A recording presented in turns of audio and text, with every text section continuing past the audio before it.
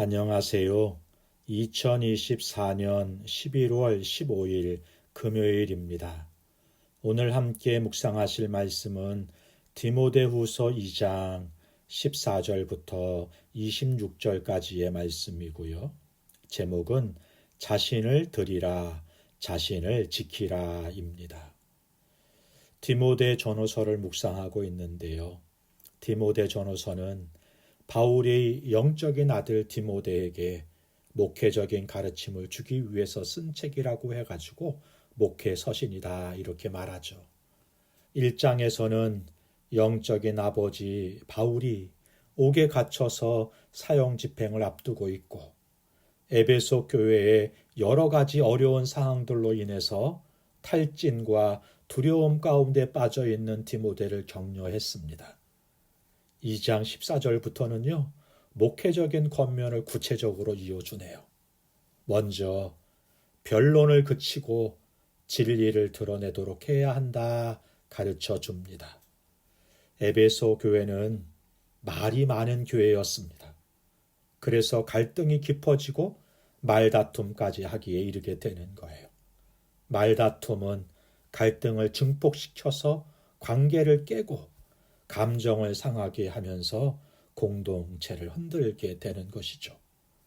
이런 말들은 누룩이나 곰팡이처럼 공동체에 퍼져서 공동체를 허물고 성도들을 망하게 한다 경고합니다.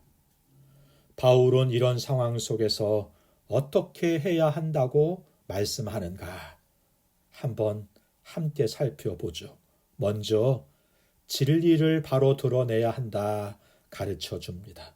15절에 옳게 분별하라. 직역하면 똑바로 자른다라는 뜻입니다.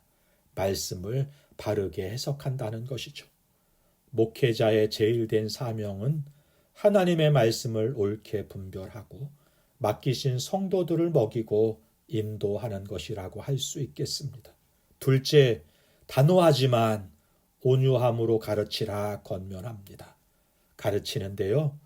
거짓 교사들의 유혹에서 벗어나지 않고 또 떠나지 않는 이들이 있는 거예요. 이들에 대해서 온유함으로 훈계해야 한다 권면하는 것입니다. 이 온유란 어떤 의미에서 화를 참고 악한 감정을 참는다는 것이잖아요. 또 훈계라는 것은 책망이 들어있는 것입니다. 그런데요, 책망할 때 미움의 마음으로 하지 않고 온유함으로 해야 한다는 것입니다. 진리를 가르친다면서 사랑을 잃어버리면 안 되는 것이죠. 셋째, 지도자가 먼저 하나님께 부끄러울 것이 없는 자로 하나님께 드리고 영적인 부분만 아니라 윤리적이고 도덕적인 부분에서도 부끄러울 것이 없는 자가 되어야 한다 가르쳐 줍니다. 오늘 본문을 묵상하는데요. 깨끗한 그릇 이야기가 등장해요. 큰 집에는 금그릇과 은그릇만 있는 것이 아니라 나무 그릇도 있고 질그릇도 있어서 어떤 것은 귀하게 쓰이고 어떤 그릇은 천하게 쓰인다 말씀합니다.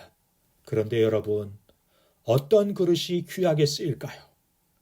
세상에서는 비싼 그릇이라고 말합니다. 그러나 성경은 달라요.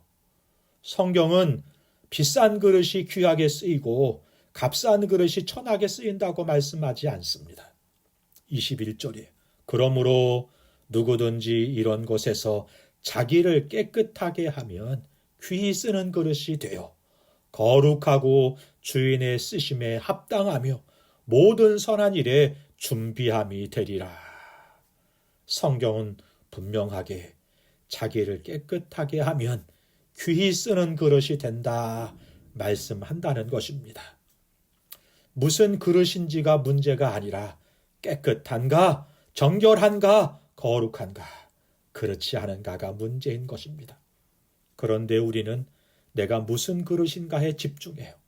내가 무슨 직임과 역할을 맡았는가도 중요하지만 더 중요한 것은 그 부르심에 온전히 순종하는가, 그리고 그 역할을 감당하기 위해 정결함과 경건함으로 살아내고 있는가가 더 중요하다는 사실을 기억하고 오늘 이 아침, 오늘 하루 주께서 쓰시기에 합당한 정결하고 거룩하고 경건한 삶을 살아내는 저와 여러분 되실 수 있었으면 좋겠습니다.